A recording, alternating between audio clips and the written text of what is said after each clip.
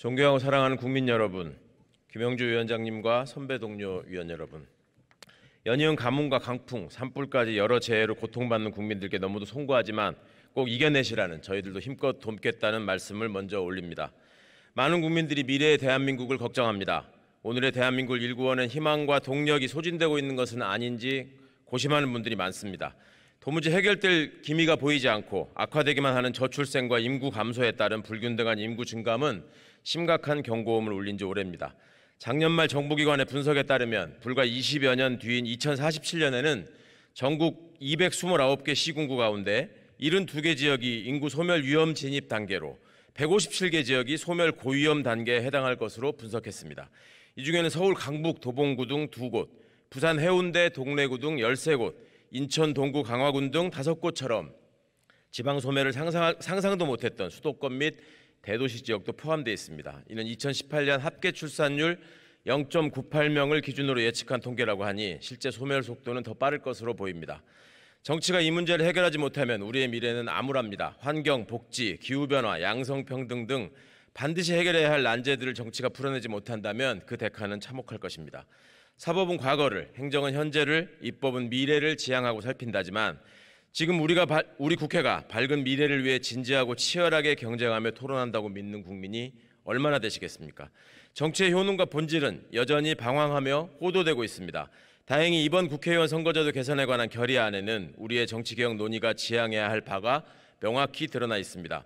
선거 결과의 비례성과 대표성을 높이고 균형 발전과 정치적 자원의 공정한 분배를 위한 제도를 고민해야 한다는 지적은 지극히 타당합니다. 정치적 다양성과 표의 등가성이 구현되는 제도, 그것을 위해 비례대표제가 가진 의미와 성취는 결코 외면되어서는 안 될 것입니다. 국민들이 싫어하고 질책하시는 지점이 과연 어디서 발언되었는지를 찾는 진지한 성찰도 결코 빠져서는 안 될 것입니다. 자신의 재당선 여부가 기준이 되어서도 안 될 것이고 당리당략이 모든 것을 규정하는 종착점이 되어서도 안 됩니다. 하물며 국민을 바라보지 않고 어느 것이 자기 정파의 이익을 최대화하는 것인지를 놓고 말의 성찬을 남발한다면 국민이 이를 용납하지 않을 것이라 확신합니다. 의석수를 누리면 안 된다. 비례대표를 누리면 안 된다. 특권을 축소하고 예산을 아껴라. 국회를 바라보는 어찌 보면 일관된 여론의 시선입니다. 정치 혐오와 반정치의 문법이 오랜 기간 감정적 호소력을 가져온 것도 사실입니다. 하지만 그 모든 여론이 정답과 해결책을 담고 있는 것은 아닙니다. 제대로 된 정치가 자리 잡지 못하면 혐오와 배제의 정치가 여전히 득세하는 국회라면 대한민국의 미래에 어떠한 비전도 해결책도 제시할 수 없을 것이기 때문입니다. 의석수를 줄이는 것이 의원이 갖는 비제도적 특권의 확대를 가져올 수 있다는 논리적 주장은 큰 목소리를 내지 못합니다. 다음 공천을 위한 충성 경쟁이나 이익 집단의 기득권 수호내지 확대를 위한 방편으로 오용되고 있어서 비례대표를 폐지해야 한다는 지적은 정치개혁과 연동된 균형성과 대표성을 악화시키고 오히려 기득권을 강화시킬 수밖에 없다는 점을 감춘 채 포퓰리즘의 일환으로 언급되고 있습니다. 이러한 오해들이 쌓이면 건강한 논의를 져야 합니다. 특정 정파의 정략적 고려가 민심과 여론이라는 그럴듯한 포장 속에 숨어서는 안 됩니다.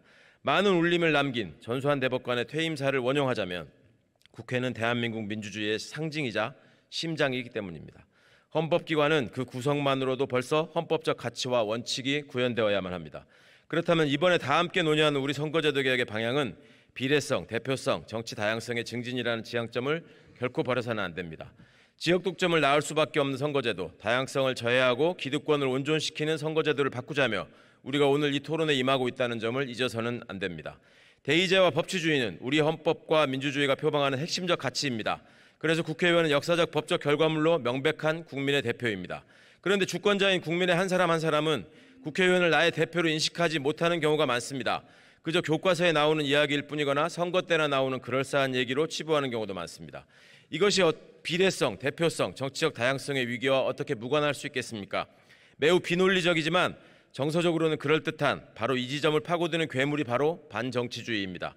민주주의를 파괴한 쿠데타 세력과 민주주의에 역행하려는 기득권 세력이 정치와 정치인들을 공격해서 그 반사 이익으로 자신들의 권력을 세우고 지키기 위해 악의적으로 만들어 유포시킨 것입니다. 역사적으로 쿠데타 세력은 무능하고 부패한 정치인들에게 나라를 맡길 수 없어 부득이하게 나섰다고 강변했습니다.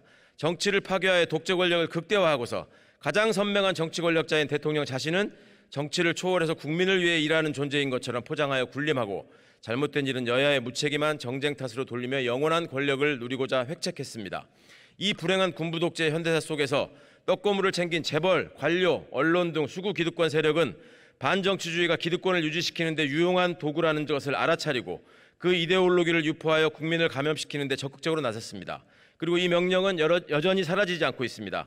정치는 무조건 더럽고 시끄러운 것, 싸움으로 나를 지새는 비생산적 국회가 아예 필요하지 않다는 주장이 민주주의와 어울리는 것인지, 과연 누구를 위해 유용한 것인지 판단하는 일은 그리 어렵지 않습니다. 그럼에도 여전히 정치를 파괴하고 공동체를 무너뜨리며 결국 수구 기득권 세력의 완강한 유지로 이어질 수밖에 없는 반정치 담론에 많은 국민들이 현혹되고 있다는 점은 너무도 안타까운 일입니다. 이렇듯 민주공화국의 원리에 정면으로 어긋나는 반정치 포퓰리즘이 선거제 개혁의 도구로 호도되어서는 안 됩니다. 아무리 어렵더라도 다양한 삶의 행복이 공존하는 사회를 위한 정치의 역할과 기능은 포기할 수 없기 때문입니다. 나쁜 정치와 못된 정치인을 국회에서 몰아내기 위해서라도 지역구 의석수에만 집착하는 기득권의 정치를 내려놓아야 합니다. 험지와 양지를 구분하며 그저 사실상의 낙점식 공천에 집중하려는 풍토를 바꾸어야만 합니다. 민주적 절차를 외면하고 나눠먹기식으로 구성하는 비례대표 명부는 결단코 배척되어야 합니다. 동서를 통합하고 세대를 아우르고 약자를 대표하는 의석을 최대화해야 합니다. 명칭은 무엇이라도 좋습니다. 내 한 표가 나를 대표하는 국회의원을 뽑고 국회를 통해 나라의 미래가 설계되고 있다는 정치적 효용을 느낄 수 있도록 해야 합니다. 죽은 표를 살리는 길을 찾아야 합니다. 그래서 비례성, 대표성, 다양성을 실질화하는 선거제도를 시민과 함께 반드시 만들어내야 합니다. 다시 말씀드리지만 헌법기관은 그 구성만으로도 벌써 헌법적 가치와 원칙이 구현돼야 하기 때문입니다. 경청해 주셔서 감사합니다.